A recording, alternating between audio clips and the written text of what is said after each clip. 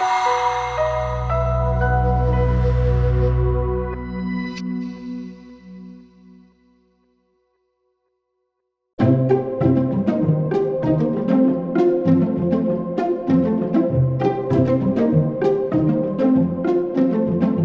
have run a marathon. I have run 5 marathons. I have run a marathon. In 2006, my friend Michelle Miller, who a lot of you know, and a couple other friends talked me into running the Milwaukee Lakefront Marathon. So we trained for months for it, finished it. It was a great time, but it was my first and last marathon that I'll run.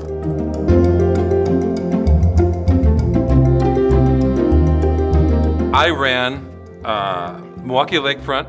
I ran the Fox Cities 2 years in a row, and both of those times I qualified for Boston. And then I ran Boston twice. And after that, I quit running marathons. There was a man who had worked his whole life. He saved his money. He was a bit of a miser with his money. And he told his wife, just before he died, he told her, listen, when I die, I want you to bury all my money with me in the casket. And so he got his wife to promise that when he died, that she would do that. And well, the day came. He died, and he was stretched out in the casket, and the wife was sitting there in black next to her closest friend. And when they finished the ceremony, just before the undertakers got ready to close the casket, the wife said, wait just a minute. She had a box with her. She came over with the box and she put it in the casket, and then the undertakers took the casket away. And her friend asked her, he said, I hope you weren't crazy enough to put all that money in the casket with him. And she said, yes. I promised. I'm a good wife. I promised that I would do this for him, and so I did. I did that. And she said, her friend said, you mean to tell me that you put every cent of his money in the casket with him? And she said, I sure did. I got it all together. I put it into my account and I wrote him a check.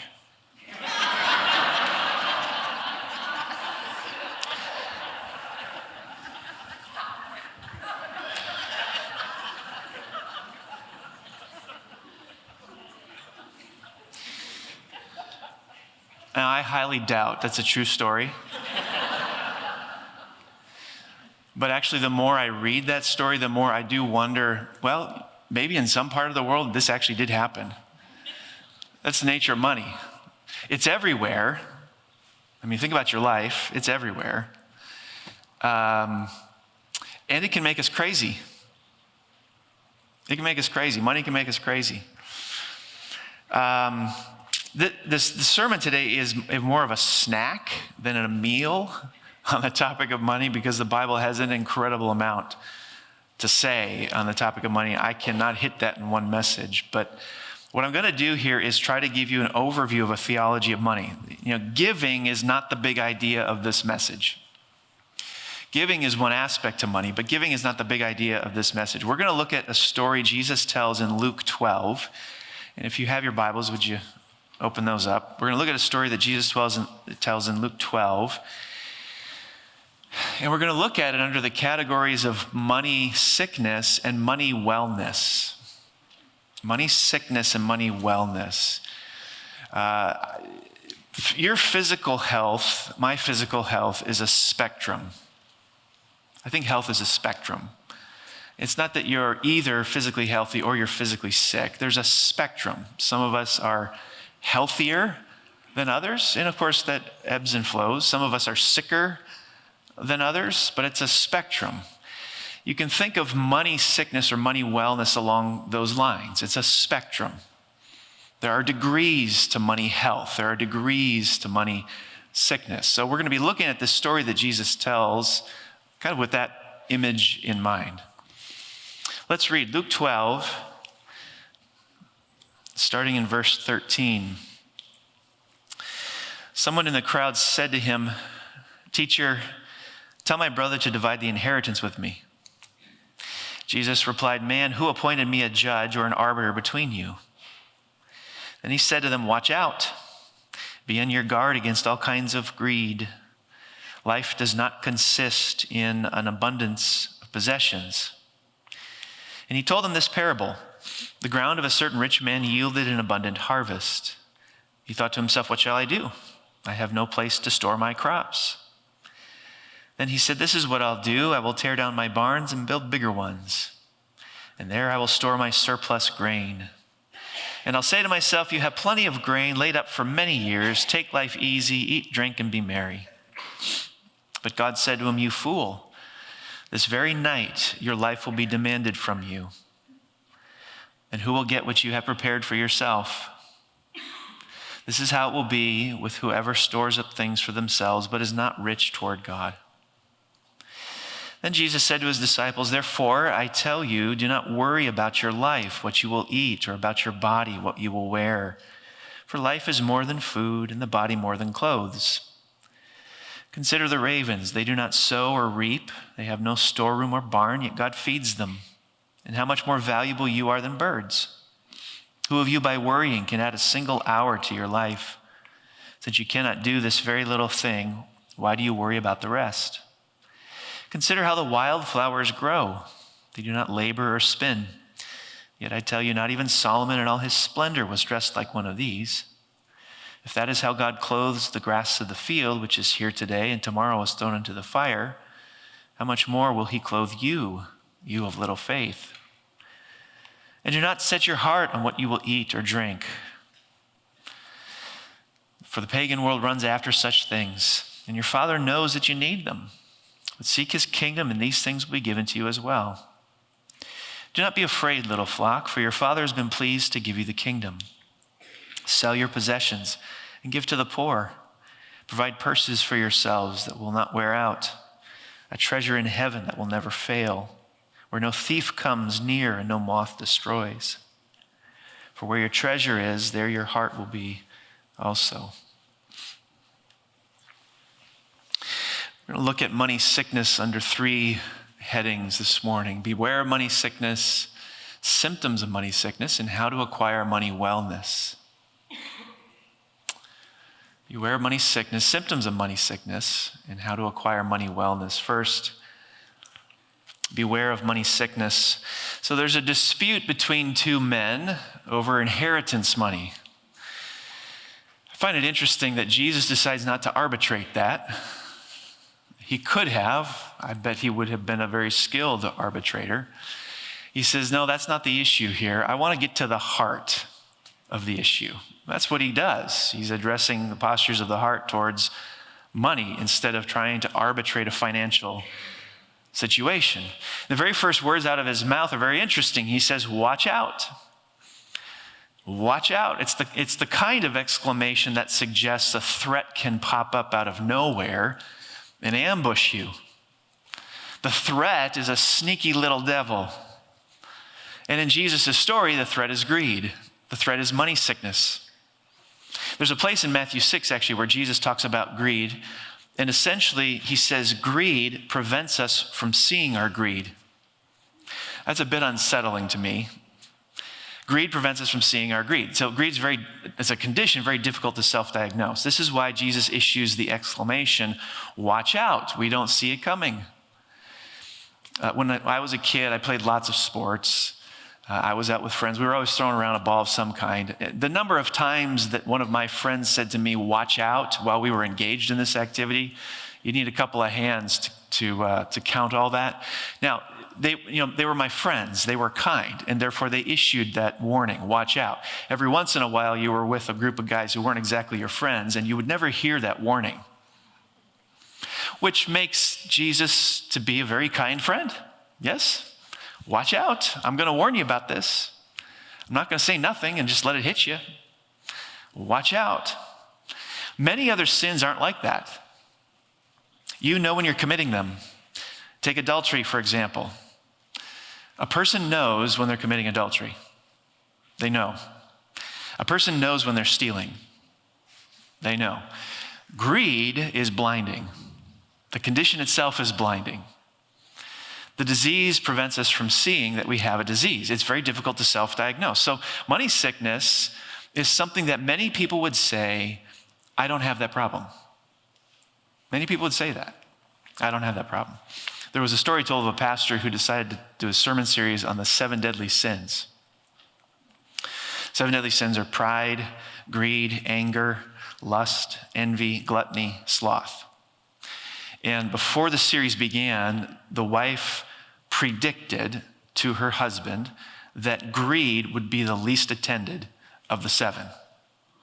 And she was right. She was right. The attendance at the sermon on slothfulness was higher than the attendance for the one on greed. Why? We don't know we're guilty of it. We don't think we have a problem because the sin itself prevents us from seeing we're guilty of it. It hides from us. It avoids detection. This is what makes money sickness very unsettling. So Jesus basically is saying, first of all, beware of this. Beware of it. Beware of money sickness. It is more insidious and sneaky and diabolical and invisible than you think it is. Now, helpfully, he doesn't just say, you're going to have a difficult time diagnosing this and just moves on to the next topic. He provides us actually with a list of symptoms of money sickness. There's 5 of them in this story. The first is unnecessary excess. Unnecessary excess. Now, in the parable, the farmer has this bumper crop. It's record-setting, way more than he and his family needed. But he has no place to store this unusual excess, so he tears down his barns and builds bigger ones. There's something interesting about the way Jesus frames the story. The farmer already had barns for storing crops. Jesus doesn't tell the story in a way that makes that seem like a bad thing. The way Jesus frames the story suggests his problem with the farmer is the move towards growing excess. Tearing down his existing barns and building bigger ones is the problem. So his relationship to money is moving in the wrong direction. When reasonable savings escalates, it becomes unnecessary excess. So Jesus is pointing out the farmer's trend. He's trending in the direction of money sickness by socking away more than he reasonably needs. You know, there comes a point when the retirement barn is big enough. There comes a point when the retirement barn is big enough.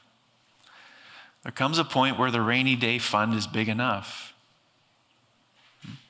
There comes a point where you have enough pudding cups. There comes a point when you have enough stuff. There comes a point. So growing excess is a symptom of money sickness. Now, the 5th symptom I'm going to talk about is actually the corollary to this one, and it shows us really what to do about it. Second symptom is worry. If you have your Bibles open, just take a look at this. Our Bibles divide verse 21, at least mine does, from verse 22. The sections are different. There's a new section started in verse 22. I actually think those sections are meant to be read together. Notice the connectives then and therefore in verse 22, you grammarians. And so there's really no break in Jesus' train of thought. He's continuing to talk about our handling of money and implies that one of the motivations for the farmer's desire to build excess is worry. Worrying about money is a symptom of money sickness. Now you think about worry. Worry happens when we've set our hearts on something, but we're not sure we're going to get it. It's the best definition of worry I've come across. Worry happens when you set your heart on something, you want something, but you're not sure you're going to get it.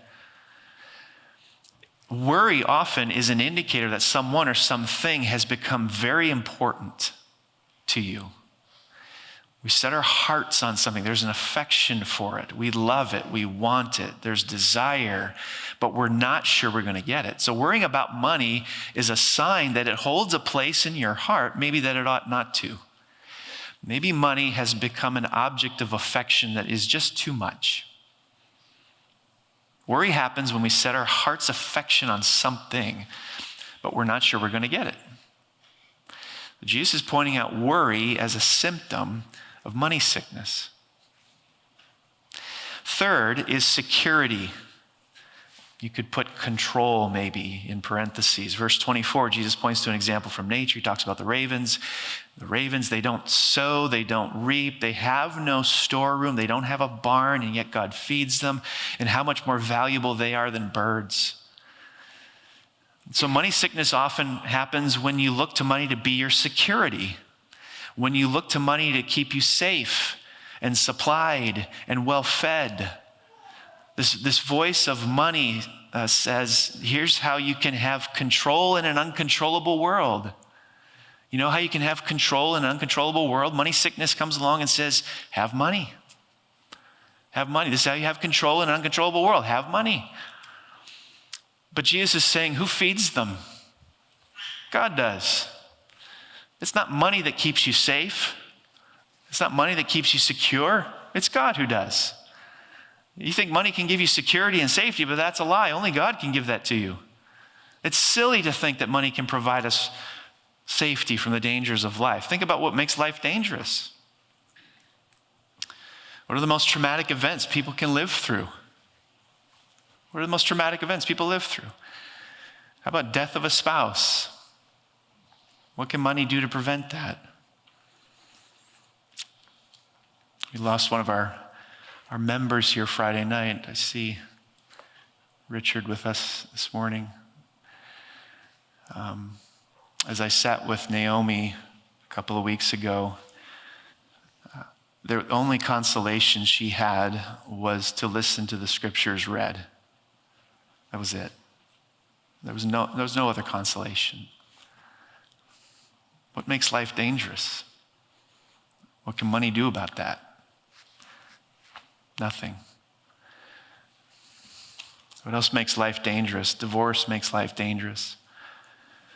How often is money actually the culprit in divorces, not the protectionary agent guarding against it?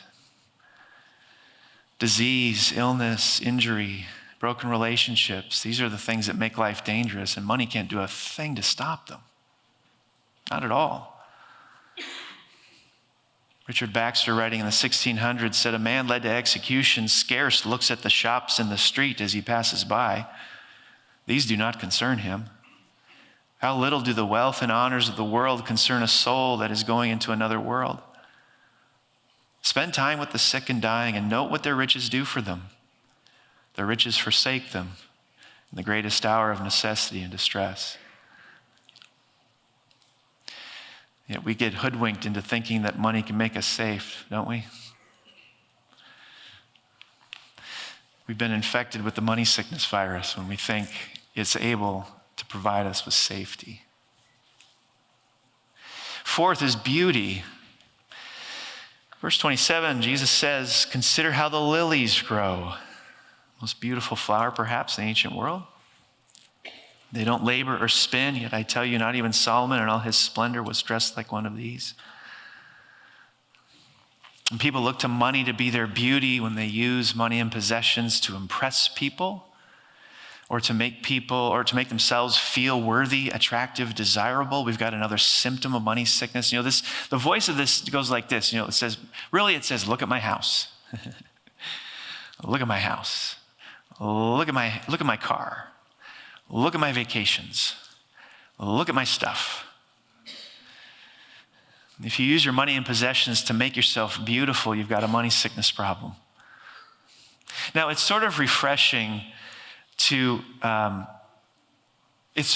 when people start to wake up and realize the emptiness of this use of money. I've talked about Scottie Pippen before. Scottie Pippen played for the Chicago Bulls back in the 1990s along with Michael Jordan and a very good player. He ended up playing later for the Portland Trail Blazers, early 2000s. And I mentioned the story of, in the early 2000s, how Pippen would always look over at the courtside seat held by Paul Allen, who was the co-founder of Microsoft, and he would envy him. Pippen's got his millions, but Allen's got his billions. And there's one article written about some of the things that he said about Alan, how he just wishes he was him. That's back in the early 2000s. Earlier this year, September, in fact, of 24, Scottie Pippen wrote on X, Twitter, I'm not sure what it is anymore, but he wrote, this is what he said.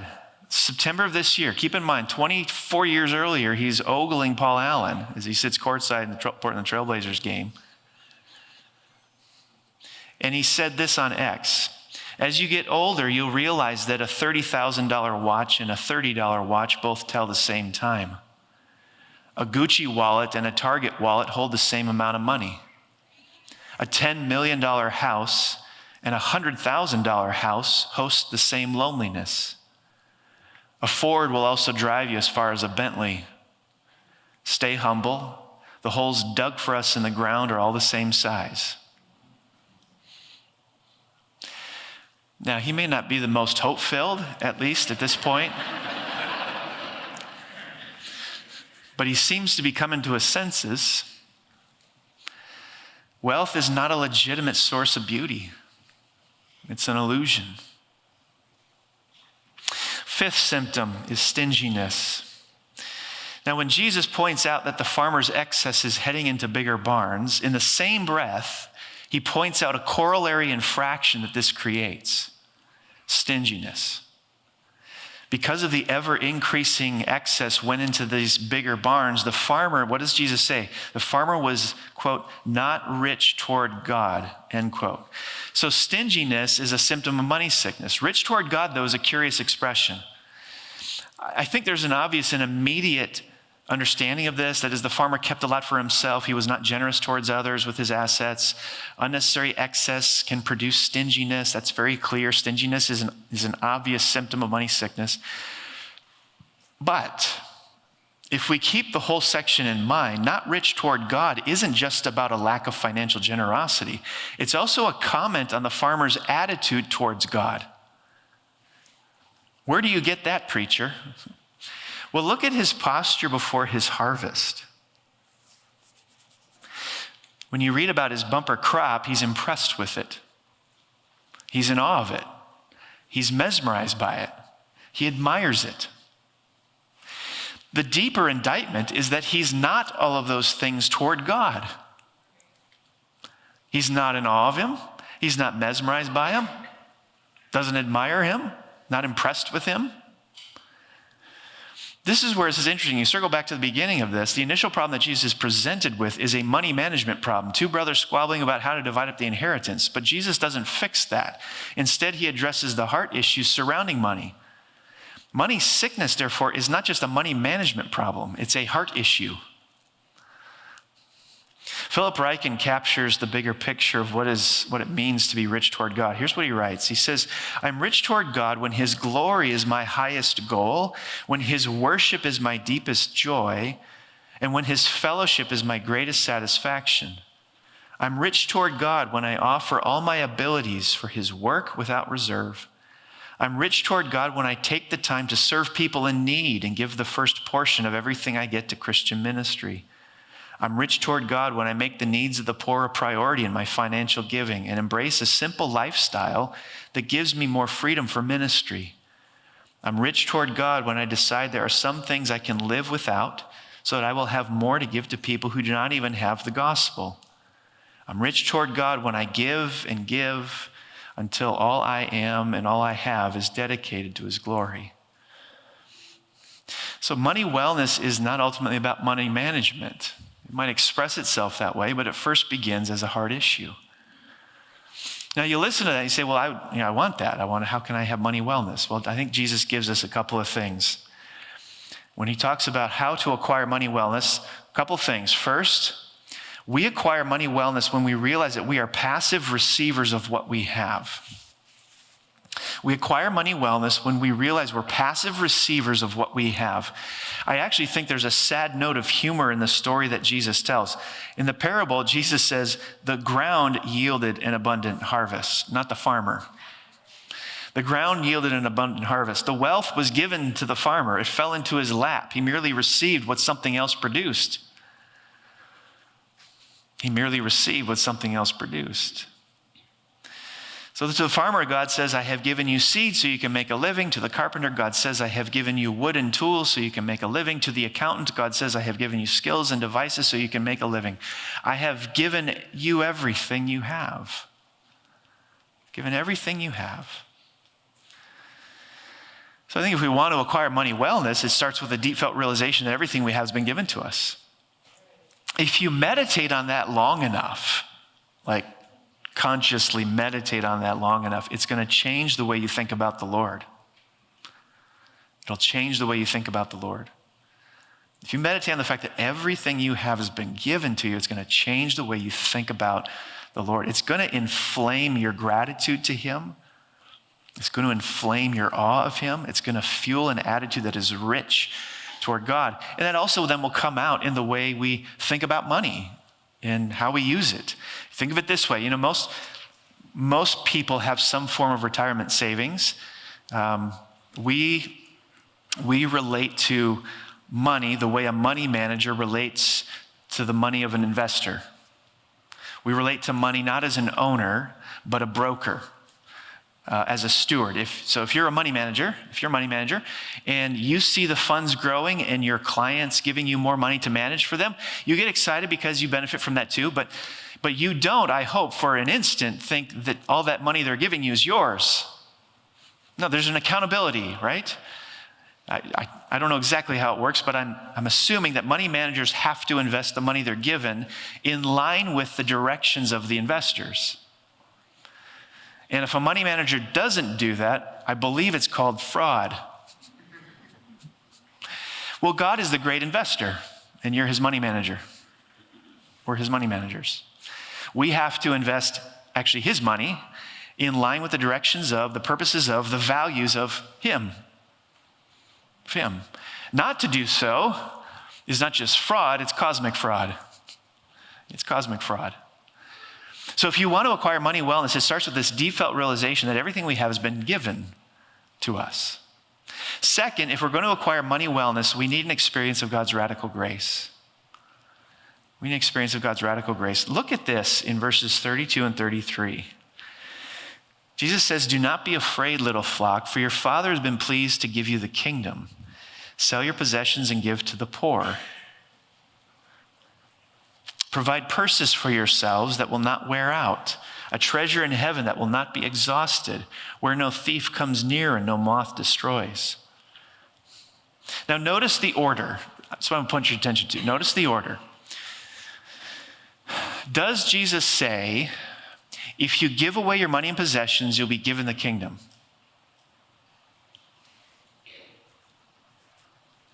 No. What's the order? You have been given the kingdom, therefore give generously. That is extremely important. The shape of the gospel is right here. It does not say, give your stuff to the poor, and then you'll be given the kingdom. It says, you've been given the kingdom, therefore give to the poor. Now, to get the impact of that statement, we need to understand what Jesus means by kingdom. During his ministry on earth, Jesus announced the kingdom is here. In a sense, he turned to the people of that time, he turns to us today, and he says, just watch. See if the blind are healed, the dead are raised, the ostracized are welcomed, the poor are cared for. In other words, Jesus' kingdom, Jesus' miracles are giving us a taste of the kingdom. This is what it's like.